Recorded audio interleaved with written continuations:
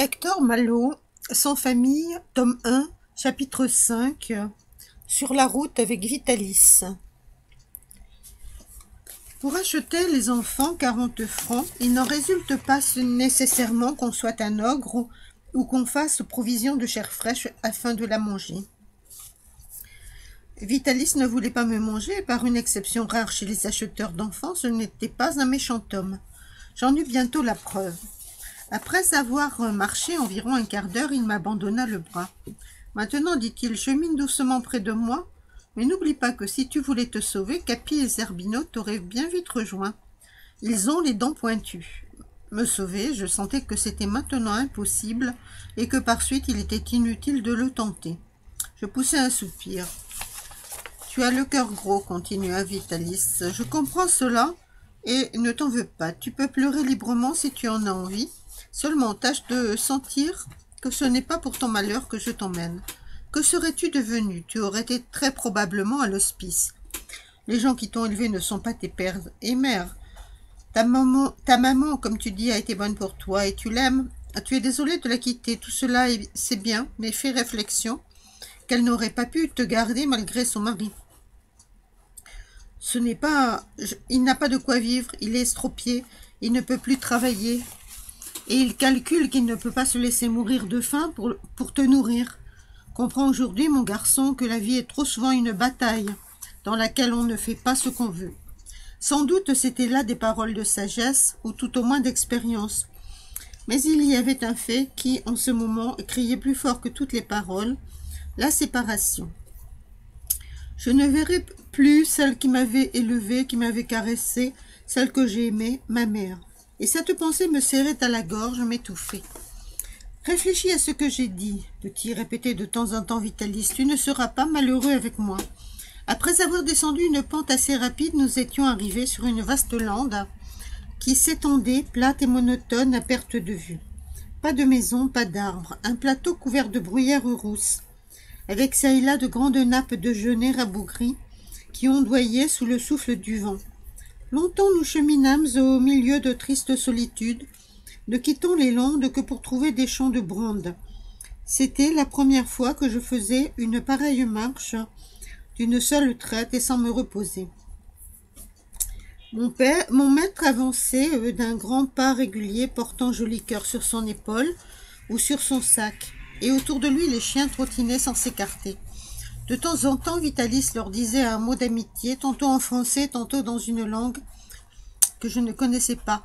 Ni lui ni eux ne paraissaient penser à la fatigue, mais il n'en était pas de même pour moi. J'étais épuisée et j'avais la plus grande peine à suivre mon maître. Cependant, je n'osais pas demander à m'arrêter. « Ce sont tes sabots qui te fatiguent, me dit-il. À Ussel, je t'achèterai des souliers. » Ce mot me rendit le courage. En effet, des souliers avaient toujours été ce que j'avais le plus ardemment désiré. Le fils du maire et aussi le fils de l'aubergiste avaient des souliers, de sorte que le dimanche, quand ils arrivaient à la messe, ils glissaient sans bruit sur les dalles sonores, tandis que nous autres paysans, avec nos sabots, nous faisions un tapage assourdissant. « Ussel, c'est encore loin ?»« Voilà un cri du cœur, dit Vitalis en riant. Tu as donc envie d'avoir des souliers, mon garçon ? Eh bien, je t'en promets avec des clous dessous, et je te promets aussi une culotte de velours, une veste et un chapeau. Cela va sécher tes larmes, j'espère, et te donner des jambes pour faire les 6 lieues qui nous restent. » Des souliers avec des clous dessous, je fus ébloui. C'était déjà une chose prodigieuse pour moi que ces souliers, mais quand j'entendis parler de clous, j'oubliai mon chagrin. Non, bien certainement, mon maître n'était pas un méchant homme. Est-ce qu'un méchant se serait aperçu que mes sabots me fatiguaient? Des souliers à clous, une culotte de velours, une veste, un chapeau.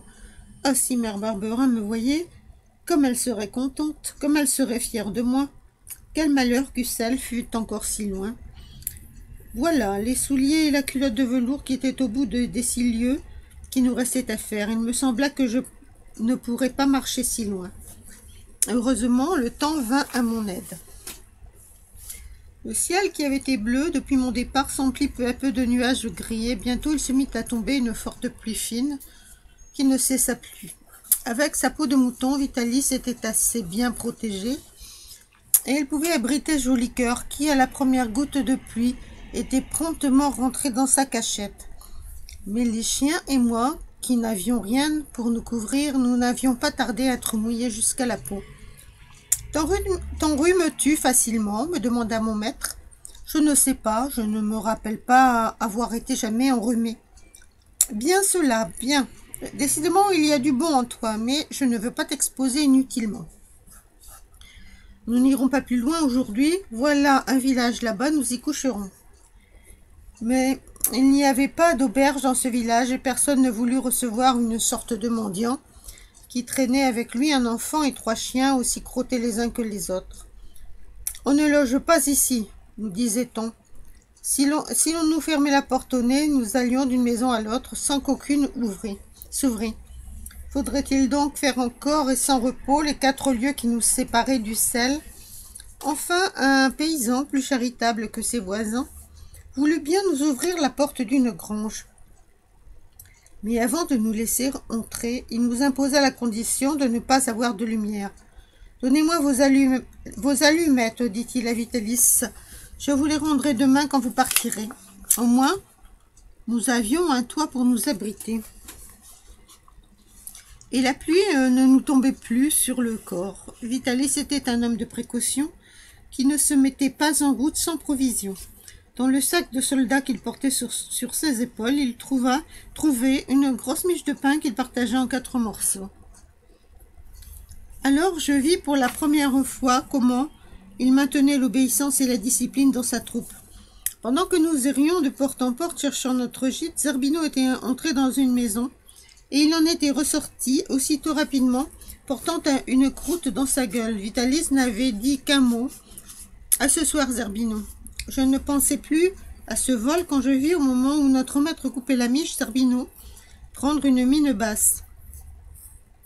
Nous étions assis sur 2 bottes de fougères, Vitalis et moi, à côté l'un de l'autre, Joli Cœur entre nous deux. Les 3 chiens étaient alignés devant nous, Capi et Dolcet, les yeux attachés sur ceux de leur maître. Zerbino, le nez incliné en avant, les oreilles rasées. « Que le voleur sorte des rangs, dit Vitalis d'une voix de commandement, et qu'il aille dans un coin. Il se couchera sans souper. » Aussitôt Zerbino quitta sa place et, marchant en rampant, il alla se cacher dans le coin de la maison de son maître que son maître lui avait indiqué.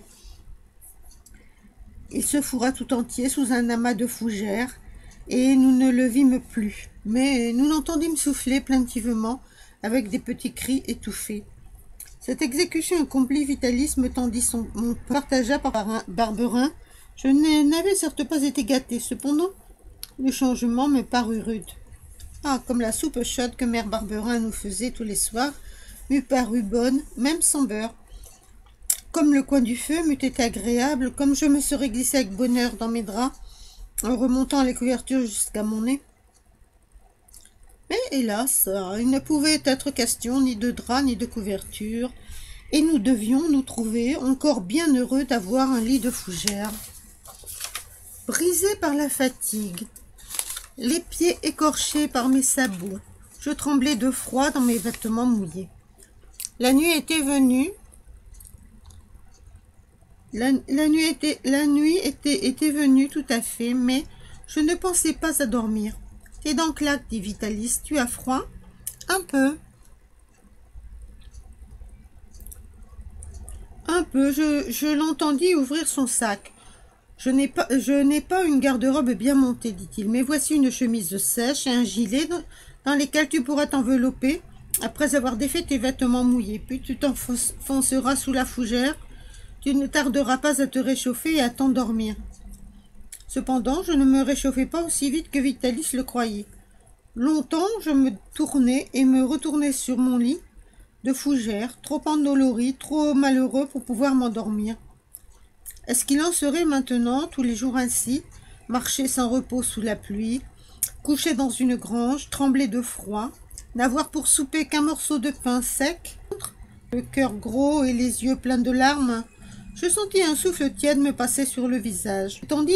Et il me sentait, il reniflait doucement. Son haleine me courait sur la figure et dans les cheveux. Que voulait-il? Elle se coucha bientôt sur la fougère, tout près de moi, et délicatement se mit à me lécher la main. Tout ému de cette caresse, je me soulevai à demi et l'embrassai sur son nez froid. Il poussa un petit cri étouffé, puis vivement il mit sa patte dans ma main et ne bougea plus. Alors j'oubliai fatigue et chagrin, ma gorge contractée se desserra, je respirai. Je n'étais plus seule, j'avais un ami.